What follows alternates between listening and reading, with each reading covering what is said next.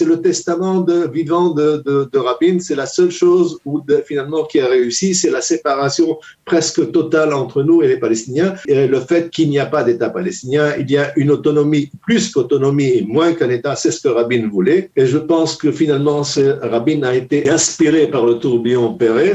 Et ce n'est qu'au dernier moment qu'il a réussi à corriger les grandes fautes, je dirais, stratégiques que Pérez aurait fait.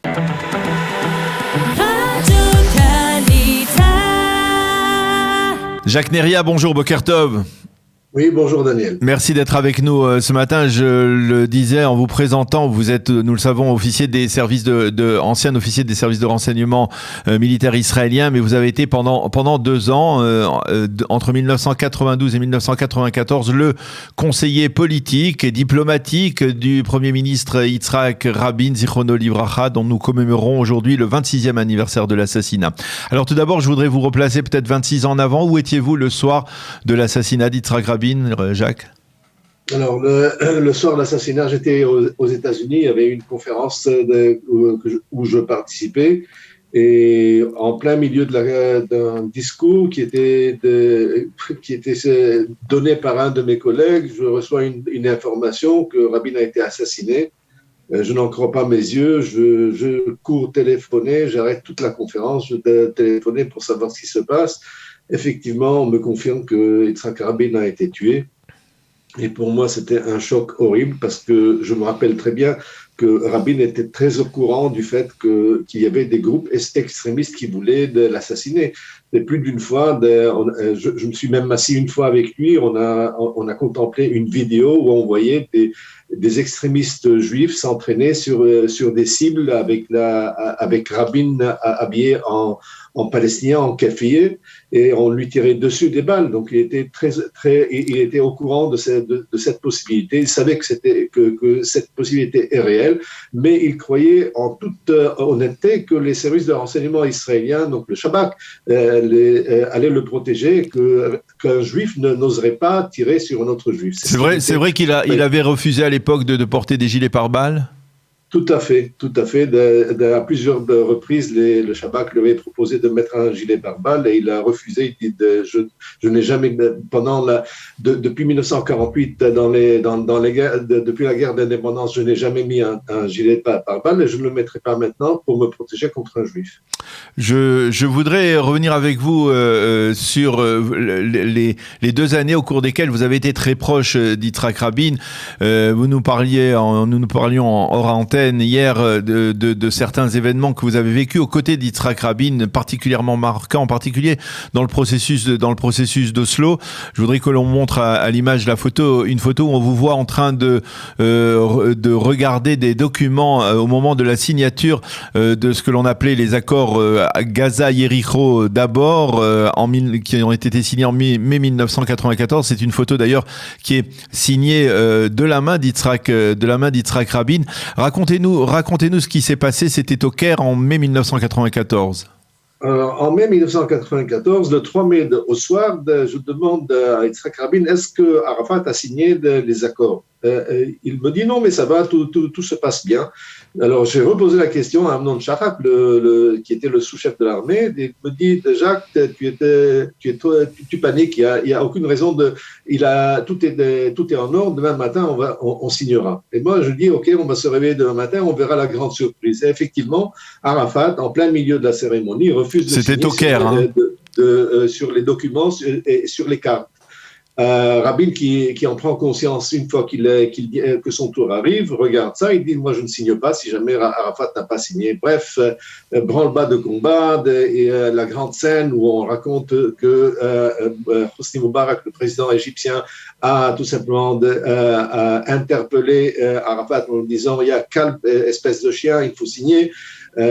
Moi, je ne peux pas le confirmer, mais c'est ce que Eitan Haber à l'époque m'avait raconté.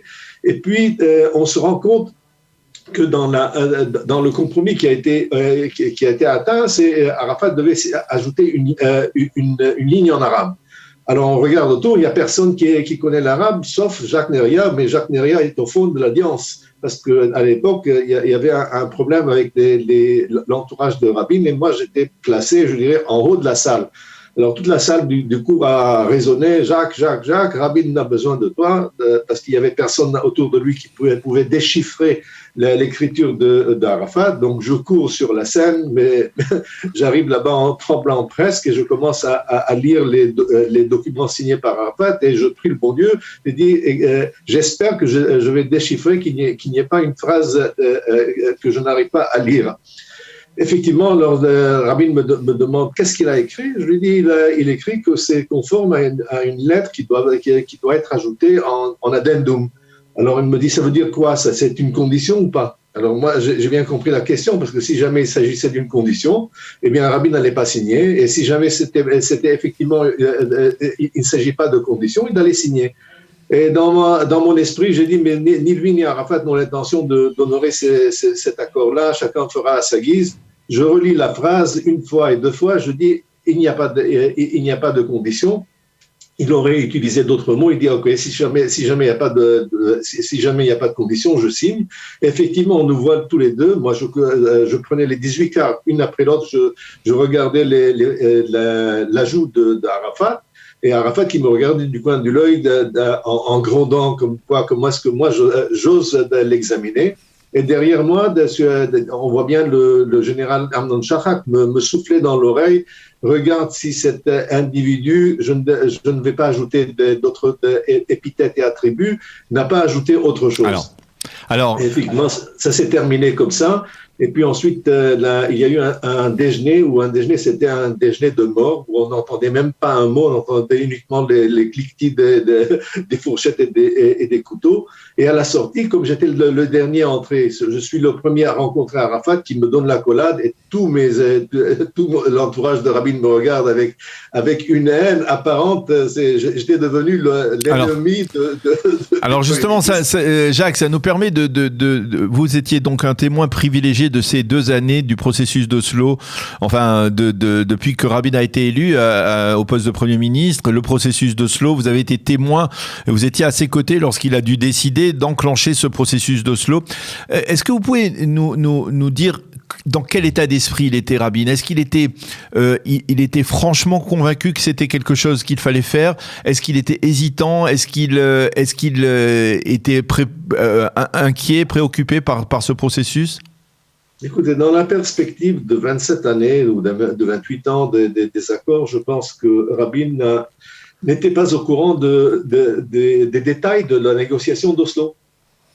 À mon avis, il a laissé Pérez et son équipe jouer parce qu'il était convaincu que Pérez n'allait pas aboutir à un accord. Et donc, il laissait les enfants jouer devant moi, plus ou moins ça. Et puis, à partir du moment où les choses étaient devenues sérieuses, il a compris que finalement, il allait signer un accord qui était comme un fromage gruyère suisse, plein de trous. Alors, et tout cela, naturellement, l'a mis en branle-bas de combat. Il ne pouvait plus revenir en arrière parce que les accords avec les Palestiniens avaient été signés, paraphés par Arafat, par Abou Ala et par Pérez. Et naturellement, il m'appelle un jour le matin, il me dit, écoute, viens dans mon bureau, j'arrive chez lui, il me donne une enveloppe verte, il dit, on me dit que ça arrive de Abou Mazen. Il dit, ok, c'est en arabe, tu traduis, tu reviens vers moi, tu ne parles pas à personne de ce qu'il y a dedans. Je dis, d'accord. Je reviens chez lui et je me rends compte qu'effectivement, Abou Mazen a accepté que les accords soient en deux étapes. Donc, la période intérimaire où nous sommes toujours en période intérimaire, puis ensuite il y aura la deuxième période où on arrivera à une solution définitive du conflit. Il y a les Jérusalem, les réfugiés, les frontières, la sécurité, tout ça, rien ne sera discuté que dans la deuxième étape. Les colonies israéliennes, tout cela, rien ne va bouger. La sécurité extérieure est aux mains d'Israël. Je regarde ça, je dis au Premier ministre, nous avons un accord. Il me regarde avec un sourire, là, sans ajouter un mot. Et effectivement, 2 semaines après, nous retrouvons au ministère de la Défense autour d'une table où toutes les grandes, toutes les autorités autour de la table, le chef d'état-major, le sous-chef d'état-major, Montagour, qui était le ministre adjoint à la Défense, et d'autres, je dirais, d'autres personnes qui étaient tout autour. Et Rabin pose la question au forum, il dit, écoutez, très chers amis, à votre avis, qu'est-ce qui est plus important? Un accord avec les Palestiniens ou un accord avec la Syrie? Il n'y avait pas un qui a levé la main pour dire qu'un accord avec les Palestiniens. Il dit, mais vous vous trompez. Et il se lève en s'appuyant sur les deux mains. Il dit, mais je ne plains pas. Je ne plains pas le Premier ministre qui va ordonner ou qui va instruire la retraite de l'armée et d'Israël du Golan. Et alors il dit, je vais vous dire pourquoi est-ce que l'accord avec les Palestiniens est plus important. Parce que l'accord avec les Palestiniens est réversible, c'est-à-dire c'est dans notre territoire, alors qu'avec un accord avec les Syriens, c'est irréversible. Il faudra retourner faire la guerre avec la Syrie pour récupérer le Golan. Alors qu'avec les Palestiniens, c'est chez nous, on pourra retourner quand on veut. C'était sa façon de se convaincre à lui et de convaincre le public comme quoi les accords avec les Palestiniens étaient réversibles. Et le fait est là que depuis 28 ans qu'on a signé les accords avec les Palestiniens, il n'y a pas de réversibilité. On n'est pas revenu dans la bande de Gaza. Tout ce qui a été donné aux Palestiniens est resté aux mains des Palestiniens. Les séparations est là. Et finalement, je dirais plus ou moins, c'est le testament vivant de Rabin. C'est la seule chose finalement qui a réussi, c'est la séparation presque totale entre nous et les Palestiniens. Et le fait qu'il n'y a pas d'État palestinien, il y a une autonomie, plus qu'autonomie et moins qu'un État, c'est ce que Rabin voulait. Et donc cette réalité, nous la vivons aujourd'hui. À tort ou à raison, nous sommes là et je pense que finalement Rabin a été attiré par le tourbillon et inspiré par le tourbillon Pérez et ce n'est qu'au dernier moment qu'il a réussi à corriger les grandes fautes, je dirais, stratégiques que Pérez aurait fait et là, je dirais, c'est ce qui reste dans l'histoire. Eh bien, Jacques Neria, merci beaucoup d'avoir accepté de témoigner ce matin à l'occasion du 26e anniversaire de l'assassinat d'Yitzhak Rabin, que vous avez donc bien connu, pour lequel vous avez travaillé pendant 2 années cruciales, entre 1992 et 1994. Merci d'avoir été avec nous ce matin. Bonne journée, à bientôt, Jacques. Bonne journée, à vous aussi.